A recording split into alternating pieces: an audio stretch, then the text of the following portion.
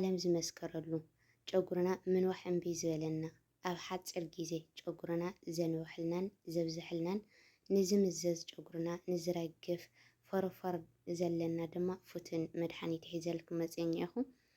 ሰላምታ ይረስዓኹን ሰላም ከመይ ቀኒኹም ኩራት ኣሕዋተይ ኣነ ሰላም እግዚአብሔር ይመስገን ብወገንኩም ሰላም ክትልዩ ተስፋ ይገብር ከምቲ ልሙድ ንዓይ ዝጠቐመኒ ንኣኻትኩም ጠቓሚ ዝኾነ ሒዘልኩም መፅእ እኒአኹ። በተለይ ልደቂ ኣንስትዮ ኣሕዋተይ ብጣዕሚ እያ ጠቓሚት። ንስኻትኩም ድማ ከምቲ ልሙድ ብላይክና ብሳብስክራይብ እተዩ ብላይክና ብሳብስክራይብ ብፍቓድኩም ተኣትዩ ድማ ብጣዕሚ እየ ካብ ልቢ ዘመስግን ኩራት ኣሕዋተይ። ላፍቲ ሙሉእ ኣሰራርሓ ክወስደኩም እየ ሓቢርና ክሳብ መጨረሻ ንጽናሕ።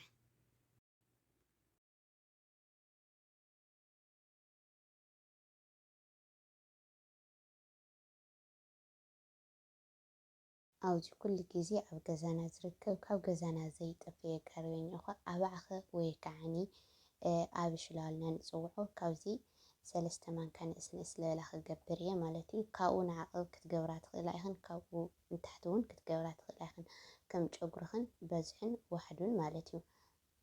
ክንድቲ ኣነ ዝጥቀመሉ እውን ክትጥቀማ ትኽእላ ኢኽን። ሕጂ ማእኸለዋይ ስለዝኾነ ናተይ ጨጉሪ ክትጥቀማ ትኽእላ ኢኽን ማለት እዩ። ኣባዕኸ ከዓኒ ድሓር ናበዝሐ ስለዝኸይድ ክስራሕ ከሎ ናበዝሐ ስለዝኸይድ ክንድቲ ዝተጠቐምኩ ክትጥቀማ ትኽእላ ኢኽን ማለት እዩ። እዚ ከዓኒ ብደንብ ገይረ ክሓፅቦ እየ ንጨጉርና ስለዝኾነ ብደንብ ገይርና ጥንቃቐ ክንገብረሉ ኣለና።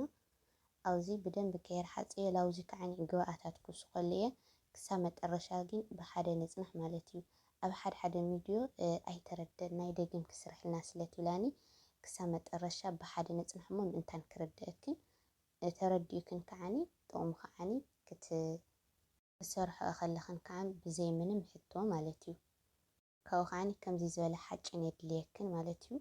ከምዚ ዝበለ ሓጭን እንድሕር ዘይብልክን ጎማ ክትገብራ ትኽእላ ኢኽን። ግን ከዓኒ ማይ ትኩስ ልፃወር ክኾን ኣለዎ እቲ ጎማ ማለት እዩ። ማይ ትኩስ ለንመልኦ ማይ ትኩስ ልፃወር ክኾን ኣለዎ ማለት እዩ ምእንታን ከይበላሸየክን። ላውዚ ከዓኒ ኣባዕኸ ስለዝጨኒ እቲ ጨና ከዓኒ ብኸመይ ነወግዶ ቅንፍር ወይ ከዓኒ መስማር ላልና ንፅውዖ 5 ልኾና ተጠቕመኒ ኢኹ። ካልኣይ ከዓኒ ኣራንሺ ቅላጡ ተጠቐመኒ ኢኹ። ሙሉእ ብሙሉእ እቲ ናይ ኣባዕኸ ጨና የጥፍኦ ማለት እዩ። ኣራንሺ ፅቡቅ ጨና ስለ ዘለዎ እቲ ናይ ኣባዕኸ ጨና ከዓኒ ሙሉእ ብሙሉእ ኣይርብሸነን ይጠፍእ ማለት እዩ። እዚ ከዓኒ ማይ ትኩስ ብደንብ ጌርና ተኩስና መሊእናዮ እኒአና። ንስኻትኩም ከዓኒ ከምኡ ጌርክን ኣተኩሶ ማለት እዩ። ብደንብ ጌርክን ኣተኩስኦ ከምዚ ጌርና ምስ ሕብርና ከዓኒ ል24 ሰዓት ክንካድነ ኢና። ድሕሪ 24 ሰዓት ከዓኒ ክምለስ እየ ማለት እዩ። ድሕሪ 24 ሰዓት ተመሊሰ መፅአክን እኒአኹ ኩራት ኣሕዋተይ። ሕጂ ከዓኒ ብሓደ ክንካፍቶ ኢና። ዋው ጨና ኢለክን ብጣዕሚ እዩ ደስ በሃሊ ማለት እዩ። ናይ ኣባዕኸ ጨና የብሉ ምክንያቱ ኣራንሺ ስለዝገበርናሉ ኣራንሽና ቅርንፉድ ስለዝገበርናሉ ክልቲኦም ከዓ ጨንኦም ብጣዕሚ ቆንጆ ስለዝኾነ እቲ ናይ ኣባዕኸ ጨና ሙሉእ ብሙሉእ ጠፊኡ እዩ ማለት እዩ። ጨኑ ብጣዕሚ እዩ ደስ በሃሊ ሰሪሕክን ጀምራ እየ ዝብለክን ኩራት ኣሕዋተይ። ላውዚ ከዓኒ ዘይቲ ዘይትሁን ወይ ከዓኒ የወይራ ዘይቲ ተጠቕመኒ ኢኹ። ንስኻትክን ከዓኒ ንጨጉርኽን ዝስማዕምዐክን ዘይቲ ትጥቀማሉ ትኽእላ ኢኽን ማለት እዩ። ከምዚ ገይረ ሰሪሐ ምስ ወዳእኹ ከዓኒ ላው ጨጉረይ እናገበርኩ ከርእየክን እየ።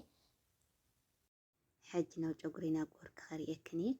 ጨጉረይ ብጣዕሚ ይመሓይሹ ማለት እዩ። በተለይ ምብዛሕ ብጣዕሚ ይበዝሑ ማለት እዩ።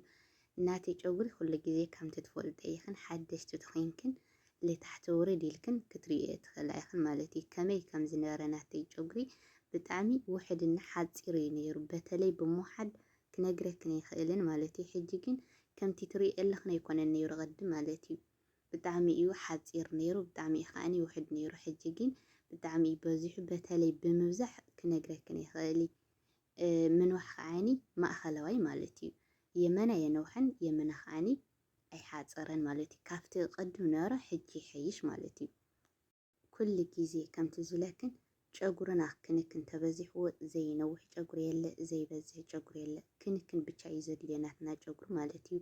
ክንካናኸን ከለና ከዓኒ ትዕግስቲ የድልየና ማለት እዩ። ምክንያቱ ላተኸናኸና ይነውሕ ዝኾነልና ዝበዝሐልና እምበር ብሓንቲ መዓልቲ ወይ ከዓኒ ብክልተ መዓልቲ ለውጢ ይመጽእ እንታይ ደኣ ሓያል ትዕግስቲ የድልየና ጨጉርና ክነውሕን ክበዝሕን እንተኮይኑ ማለት እዩ።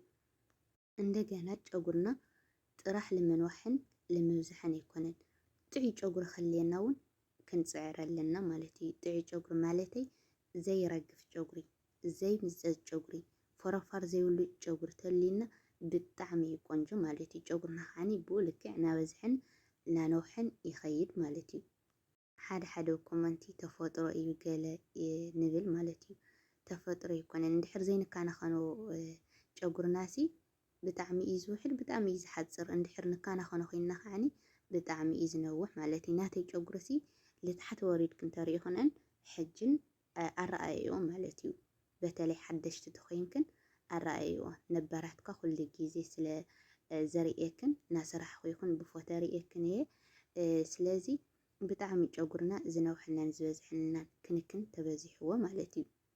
ላውዚ ናይ ሎማዓንቲ ክመልሰክን ከለኹ ህንዳውያን ኩሉ ግዜ ንጥቀማሉ ከም ዘይቲ ሰሪሕን ብውህድ ሰሪሕን ከምዚ ናይ ሎማዓንቲ ሰሪሕና የኝኡና ሰሪሕን ጨጉረን ከዓ ብጣዕሚ ይነውሕ ብጣዕሚ ይበዝሕ ኩሉ ግዜ ኣብ ዩቲዩብ ንሪአን ኢና ኣነ ርእየ ተጠቂመ ብጣዕሚ ከዓ እዩ ጠቂሙኒ ማለት እዩ። ልምብዛሕ ልምንዋሕ ብጣዕሚ እዩ ጠቃሚ ኮላይ ከዓኒ ካብ ቁመቱ ልምዘዘና እንደገና ዝረግፈና ማለት እዩ። ብጣዕሚ እዩ ቆንጆ ደጋጊም ክንመክሮ ለውጢ ከዓኒ ክትሪኦ ኢኽን ማለት እዩ። ንስኻትክን ብቻ ብምምካር ኣይትሕመቓ ማለት እዩ። ክትምኩራ ከላኽን ከዓኒ ብተደጋጋሚ ክኾን ኣለዎ ማለት እዩ። ከምቲ ሓንቲ ዝበልክን እምበር ብሓንቲ መዓልቲ ብክልተ ሕጂ ከዓ ናይ መቀዳመይ ሕቶ ክምልሰልክን እየ። ዘይቲ ሰሪሕና ነርና ብዛዕባ ዘይቲ ዝሓተትክና ንሕዋተይ ቀዳማይ ሕቶኽን ኣብ ዝኾነ ይኹን ዓይነት ቦታ ተቐሚጥናዮሲ ይባላሸ ድዩ ወይ ከዓኒ ኣብ ዝሑል ቦታ ኢና ነቕምጦ ዘልክናኒ ኣብ ዝኾነ ይኹን ዓይነት ክተቕምጦ ትኽእላ ኢኽን። ሕጂ ኣነ ሰሪሐ ኣብ ክላስ እየ ዘቕምጦ ማለት እዩ። ንስኻትክን እውን ኣብ ደስ ዝበለክን ቦታ ክተቕምጦ ትኽእላ ኢኽን።